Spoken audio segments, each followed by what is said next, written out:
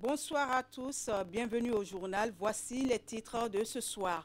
Un séminaire des acteurs du monde éducatif se tient depuis hier à Cotonou. C'est une initiative du Conseil national de l'éducation qui débouchera sur la préparation efficace de la rentrée scolaire et universitaire 2025-2026. Les travaux lancés en présence des ministres des 3 ordres de l'enseignement vont durer 2 jours. Le compte-rendu à suivre.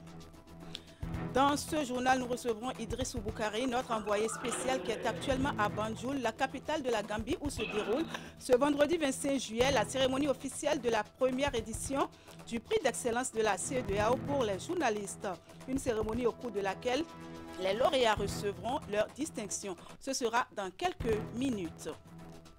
Et puis en sport, nous parlerons de la première édition des Jeux africains scolaires à laquelle participe le Bénin du 26 juillet au 6 août prochain en Algérie. Quelques heures avant le départ de la délégation béninoise, le ministre des Sports a officiellement remis le drapeau national aux athlètes et leurs encadreurs au cours d'une cérémonie qui s'est déroulée à Grand Popo dans le département du Mono. À nouveau, bonsoir et merci de nous rejoindre sur Canal 3 Bénin. Au chapitre éducation, les acteurs du monde éducatif sont en séminaire depuis ce jeudi à Cotonou. C'est une initiative du Conseil national de l'éducation qui devra déboucher sur la préparation efficace de la rentrée scolaire et universitaire 2025-2026. Les travaux du 10 séminaire qui durent 2 jours ont été lancés en présence des ministres des 3 ordres de l'enseignement. Voici le reportage. Les travaux du séminaire de préparation de la rentrée scolaire et universitaire 2025-2026 se tiennent ici à Cotonou en présence des acteurs clés. Le Conseil national de l'éducation y a convié recteurs d'université, ministres sectoriels, partenaires techniques et financiers, syndicats et sociétés civiles. Tous sont appelés à harmoniser leurs réflexions en vue d'améliorer le bon déroulement de la prochaine reprise des classes. Depuis 2021, de concert avec les 3 ministres en charge de l'éducation, nous avons initié un séminaire qui est un espace de discussion, de dialogue entre toutes les parties prenantes du secteur de l'éducation. Les principales parties prenantes du secteur de l'éducation, nous nous retrouvons en fin d'année scolaire. Généralement, les années passées, c'était en août. Et cette année, nous avons rapproché en juillet pour avoir le mois d'août pour la mise en œuvre de certaines recommandations. Et ce séminaire est un outil d'anticipation. Nous identifions les problèmes et les difficultés qui pourraient empêcher un bon démarrage de la rentrée scolaire et universitaire. Et en même temps, nous préparons des actions fortes qui pourraient permettre d'améliorer le déroulement normal de la rentrée scolaire et universitaire. C'est 2 jours de travaux qui implique tout le monde, tous les acteurs, qui se termine par une feuille de route, des recommandations avec des responsables bien précis et après on va évaluer leur mise en œuvre. Et ça contribue réellement à une rentrée scolaire réussie et une année scolaire réussie, ce qui montre que ça contribue également à la performance constatée au niveau des résultats depuis que ce séminaire a été institué par le Conseil national de l'éducation qui se fait chaque année. Ces grands acteurs de l'éducation mettront en débat le défi de l'assurance qualité dans l'enseignement formel et non formel au Bénin. Il est attendu d'eux qu'ils mettent plus de rigueur dans l'identification des problèmes et dans la formulation des recommandations pertinentes, lesquelles permettront d'améliorer le système éducatif en dépit des nombreux progrès. Les candidats aux différents examens nationaux sont désormais fixés sur le rendement de fin d'année scolaire. Le dernier examen en date est le baccalauréat dont les résultats ont été publiés il y a quelques jours. Au complexe scolaire clé de la réussite, l'heure est au coaching des élèves avec la direction générale qui a organisé une séance de sensibilisation à leur intention mercredi dernier sur son site de Calavi. Le reportage avec Asiongo Kanyi. Asiongo. Cette rencontre est une séance de coaching des apprenants après les résultats de l'examen national du baccalauréat, session de juin 2025. Organisée par le complexe clé de la réussite, elle est une occasion pour présenter les meilleurs, sensibiliser et encourager les autres élèves à faire autant. C'est pour motiver nos élèves qui travaillent bien qui sont avec nous depuis le début du mois de juillet. On organise des cours de renforcement. Ils sont venus nombreux pour suivre ces cours.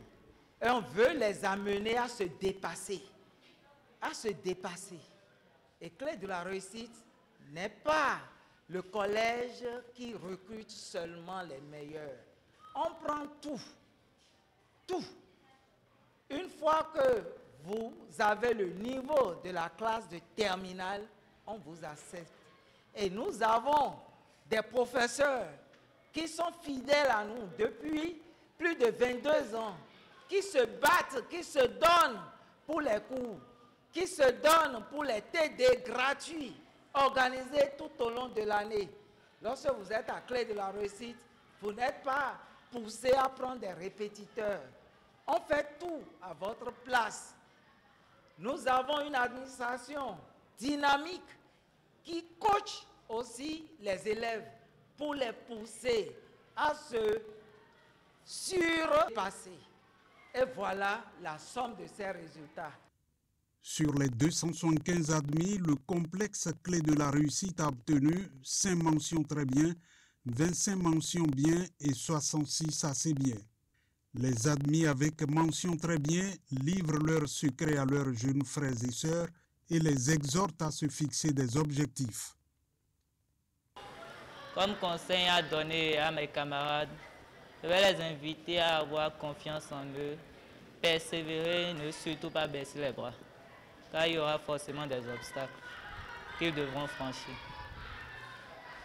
Et j'invite aussi les élèves à cultiver la persévérance, surtout la persévérance, et aussi être simple et humble. Je dirais à nos jeunes frères qu'il faut travailler. Il n'y a rien d'autre que le travail. Ils doivent être persévérants, endurants et faire tous les sacrifices possibles pour atteindre leurs objectifs. Il faut persévérer dans tout ce que vous faites. Et quand vous persévérez, la réussite est toujours au bout. Parce que c'est une grâce, n'est-ce pas, d'avoir ces mentions au bac. Beaucoup auront mieux fait, mais c'est la grâce de Dieu qui accompagne. Et je bénis l'Éternel. Les résultats obtenus ne l'ont pas été aussi facilement. Il a fallu toute une organisation, des sacrifices pour y arriver. Nous, on n'a pas un secret, mais on donne ce qu'on doit donner, d'autant plus que le travail paye toujours lorsque les nécessaires entrent en jeu, comme les apprenants aussi qui sont déterminés. Lorsqu'on finit par leur montrer qu'ils sont capables, ils se donnent. Mais on apporte maintenant notre touche pour que cela puisse donner. Le premier du complexe a obtenu une moyenne de 18,36 sur 20. Clé de la réussite ne compte pas s'arrêter là et vise la moyenne de 19 sur 20 pour les années à venir. On va maintenant se rendre à Banjul, c'est la capitale de la Gambie qui accueille la cérémonie officielle de la première édition du prix d'excellence de la CEDEAO pour les journalistes. Les lauréats reçoivent leur distinction ce vendredi 25 juillet à la faveur d'une cérémonie qui est en cours en ce moment. Pour avoir une idée de ce qui se passe, nous avons sur place notre envoyé spécial qui suit l'événement pour nous. Idrissou Boukari, bonsoir. Bonsoir, Ouliat Sanoussi. Alors dites-nous, quelle est l'ambiance qui prévaut en ce moment dans la salle où vous suivez la cérémonie de remise des prix aux meilleurs journalistes de la CEDEAO? Alors écoutez, c'est une ambiance de fête que nous apprêtons à vivre dans cette salle de l'hôtel Coco Océan de Banjul, magnifiquement décoré pour la circonstance, avec des jeux de lumière aux couleurs multiples pour mettre les invités d'honneur dans le confort requis. Et ces invités, ce sont bien évidemment, Ouliat Sanoussi, comme vous l'avez annoncé, des artisans de l'information qui ont manifesté d'intérêt à la première édition du prix d'excellence de la CEDEAO pour les journalistes. Ici, ce sont les lauréats au nombre de 12 venus des États membres de l'organisation sous-régionale qui sont à l'honneur. Ils vont recevoir dans quelques instants leur prix, puisque la cérémonie n'a pas encore démarré. Ce sont des journalistes dont les productions dans le cadre de cette initiative ont mis en lumière l'impact des politiques, programmes et actions de la communauté économique des États de l'Afrique de l'Ouest sur les conditions de vie de la population, en insistant sur des thématiques majeures telles que la paix, la libre circulation des personnes et des biens, l'intégration économique, la jeunesse, la sécurité ou encore les droits humains, tant dans la région qu'à l'international. Alors, Idrissou Boukari, quelles sont les différentes catégories de médias prises en compte dans le cadre de ce prix d'excellence de la CEDEAO? Eh bien, nous avons dénombré 6 au total: la télévision, la radio, la presse écrite, les médias en ligne, la photographie et puis la vidéographie. Ce sont les animateurs issus de ces médias en anglais, français ou encore en portugais qui ont été sélectionnés par un jury de professionnels présidé par le directeur de la télévision nationale de la Gambie et ayant travaillé pendant 3 jours à Abuja, la capitale de la République fédérale du Nigeria. En tout cas, tout sauf les cérémonies pour lesquelles ils sont souvent sollicités pour en assurer la couverture médiatique. Ici, ce sont eux qui sont à l'honneur. Ce sont des journalistes qui sont célébrés par la CEDEAO, qui entend désormais impliquer la communication dans sa stratégie pour l'atteinte de ses objectifs. C'est donc un moment exceptionnel voulu et obtenu par la CEDEAO pour rendre hommage aux hommes des médias. Alors, est-ce qu'on pourrait un peu savoir quels prix sont prévus pour cette cérémonie? Alors? Vous me recevez, Idrissou Boukari? Oui. Quels sont les prix par catégorie? Pour le moment, nous n'avons pas encore d'idée sur les prix. Le suspense est maintenu. Même les noms des lauréats ne sont pas encore connus. Mais retenez juste que l'objectif donc de la CEDEAO à travers cette initiative, selon la direction de la communication de l'institution, est donc d'encourager un journalisme de qualité, engagé et rigoureux au service de l'intégration régionale et du développement durable. Un objectif qui sous-tend la vision de la CEDEAO à l'horizon 2050, à savoir la CEDEAO des peuples au détriment de la CEDEAO des États. Dernière précision à retenir, William Sanoussi, cette cérémonie est placée sous le haut patronage du docteur Aliou Ouma Touré, président de la commission de la CEDEAO. Elle s'inscrit dans le cadre de la célébration du 50e de l'institution régionale, marquant 50 ans d'intégration et de développement au service des peuples d'Afrique de l'Ouest, un demi-siècle de solidarité, d'intégration et désormais de reconnaissance du rôle essentiel des médias. Alors, Idrissou Boukari, est-ce que parmi les lauréats, nous avons des Béninois sur la liste?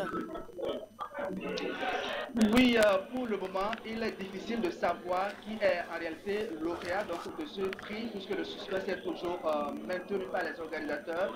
Ça serait une question de temps. Dans quelques minutes, on le connaîtra, puisque la cérémonie va démarrer dans un instant. Toutefois, parmi les invités à cette cérémonie, vous avez raison, nous avons vu quelques collègues venus du Bénin. Il s'agit par exemple d'Alexandre Djotan, donc de la SRTV, Société de radio et de télévision du Bénin, présentatrice du journal de 20h à l'ETV. Nous avons également rencontré Ernest Agota, également de la SRTV, au service de la radio nationale Antenne Parapou, et Serge Fanou, qui officie à la radio Banikwara dans le département de la Ligurie. Ce sont pour le moment, on va dire, de potentiels prétendants au podium de réception de prix ce soir. On va attendre de voir le verdict du jury qui ne va pas tarder. Mais en attendant, les animateurs ou des animations artistiques ont déjà commencé et la pression progressivement est en train de monter dans cette salle. Alors, Idrissou Boukari, est-ce que vous avez quelque chose à ajouter à tout ça? Oui, je pense que ce qui intéresse tout le monde, c'est de savoir qui sont les 12 lauréats de cette première édition de plus d'excellence de la CEDEAO. Et je pense que dans les minutes qui vont suivre, nous allons vous les dévoiler lorsque le jury va s'installer. En attendant, le suspense est maintenu et nous allons sans doute vous revenir dès que tout sera précis par ici. Merci beaucoup Idrissou Boukari, merci pour toutes ces informations. En attendant d'avoir le compte-rendu complet de la cérémonie, dans nos prochaines éditions, je vous souhaite une belle soirée et un bon séjour en terre gambienne. Oui, merci William pour le suite de présentation. Merci. Retour à Cotonou pour dire qu'en prélude au défilé militaire et paramilitaire du 1er août 2025, les différents corps de défense et de sécurité ont conjointement animé dans l'après-midi de ce jeudi une conférence de presse dans la salle de conférence de l'état-major. Les propos liminaires du porte-parole des forces de défense et de sécurité ont tourné autour des dispositions techniques et des innovations sans occulter les moyens mis en œuvre, notamment en termes d'effectifs et de matériel pour un bon déroulement du défilé proprement dit. Pour plus de précisions, je vous invite à suivre le porte-parole des forces de défense et de sécurité, colonel James Johnson. Il est au micro de Virgile Arodeyon et Moufid Sagouan. En termes de ressources engagées pour ce défilé, nous avons au total 40 pelotons de 127 hommes chacun. En termes de moyens roulants, nous avons engagé de nombreux engins, notamment 112 pour les moyens roulants et 16 vecteurs aériens pour le compte des forces aériennes, 10 embarcations de la Marine nationale. La durée totale à estimer est prévue pour 1h30. Et cette année-ci, plusieurs innovations caractérisent le défilé, notamment c'est le changement, vous l'aurez constaté, avec les attributs que j'ai actuellement, c'est le changement de la tenue militaire qui passe à l'ère du digital. Une tenue qui respecte les normes de confort associées à la résistance et à l'esthétique. L'autre innovation que nous avons apportée à ce défilé de 2025, c'est l'accroissement de l'effectif qui traditionnellement était de 123 par peloton, mais qui passe à 127 parce que précisément, il a été jugé bon qu'au moment de l'éclatement du peloton au niveau de la tribune officielle, que le trio se dédouble. Et donc cela explique le fait que nous passons de 123 à 127. L'autre innovation, c'est la participation à ce défilé de nouveaux vecteurs aériens spécialisés dans la reconnaissance et la surveillance aérienne. Ce sont des vecteurs que nous utilisons pour les besoins de la sécurité nationale actuellement, notamment dans le nord de ce pays. Autre innovation, c'est la participation pour la toute première fois de la brigade de surveillance des plans d'eau, une unité du ministère de l'Agriculture, de la Pêche et de l'Élevage, et qui vient donc renforcer notre dispositif sécuritaire national. Nous aurons par ailleurs la participation, comme nous le faisons à l'accoutumée, de pays amis de la sous-région, qui vous souvenez que l'an dernier, nous avions accueilli le Nigeria. Cette année-ci, plusieurs pays ont été invités, certains ont déjà répondu, en l'occurrence la République de Côte d'Ivoire qui a répondu. Nous sommes en attente de la réaction des autres pays invités pour célébrer avec nous notre fête de l'indépendance. Et enfin, nous inviterons nos populations à aller visiter des matériels militaires qui seront au niveau de l'Est Camp Guézo. Voilà un peu schématiquement le phasage du déroulement du défilé militaire. En sport, je vous le disais en début de journal, le Bénin participe du 26 juillet au 6 août prochain à la première édition des Jeux africains scolaires prévus pour se dérouler en Algérie. Et quelques heures avant le départ de la délégation béninoise, le ministre des Sports a officiellement remis le drapeau national aux athlètes et leurs encadreurs. La cérémonie s'est déroulée à Grand Popo dans le département du Mono où les sélections nationales étaient en regroupement. Voici le résumé de la cérémonie avec Narcisse Alossé et Florent Dou. Voilà. Avec fierté et détermination, ils arrachent des mains du ministre des Sports l'emblème national qu'ils sont appelés à défendre au premier Jeux africain scolaire prévu du 26 juillet au 6 août prochain en Algérie. Mais avant leur départ, le patron des sports est venu à leur chevet avec un message du chef de l'État. Qui vous dit et vous demande d'être de grands guerriers sur le terrain, d'être de vrais ambassadeurs surtout, de représenter vaillamment et dignement le Bénin. Représenter dignement le pays dont les gouvernants ont fait l'effort d'affréter un avion spécial à la délégation composée de 130 membres. Vous comprenez donc qu'il ne nous manquera que les résultats à l'évaluation pour bien jubiler. Et je pense que vous permettrez au pays de vraiment matérialiser cette volonté politique. Et justement, pour les lauriers, des engagements ont été pris séance tenante par toutes les sélections, surtout après le stage, ponctué d'une série de mises au vert. Nos coachs, pendant les mises au vert, nous ont bien préparés sur tous les plans. Et aujourd'hui, on peut vous dire que nous sommes prêts pour aller relever le défi en Algérie. Nos athlètes, nos coachs et nos arbitres, monsieur le ministre, sont prêts pour demain et revenir avec des médailles. Ça a été la confidence qu'ils me l'ont donnée pour que demain, nous puissions nous évaluer. Derrière ces engagements, les conseils du ministre. Il y a 13 millions de Béninois derrière qui vont vous regarder, qui vont vous soutenir, qui vont vous porter. Soyez complètement décomplexés face à ces enjeux. Prenez du plaisir dans chacune de vos compétitions. Et pour ces Jeux réservés aux athlètes de moins de 18 ans, le Bénin sera aligné dans 8 disciplines, à savoir l'athlétisme, le badminton, le basketball, le beach volley, l'escrime, le football, le handball et le tennis.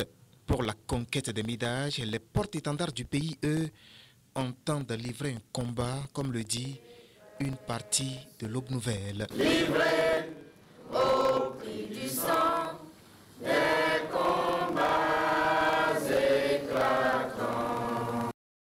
Eh bien, nous souhaitons bonne chance à nos ambassadeurs en Algérie. Mesdames, Messieurs, ainsi s'achève cette édition. Merci de l'avoir suivi. Merci également à toute l'équipe de préparation, de réalisation et de diffusion. Dans l'info continue de ce vendredi 25 juillet, Wahab Ali Para reçoit l'analyste politique Juste Akapo et Hervé Mouyo, un jeune acteur politique. Le débat se fera autour du 1er août 2025, les attentes et les surprises éventuelles.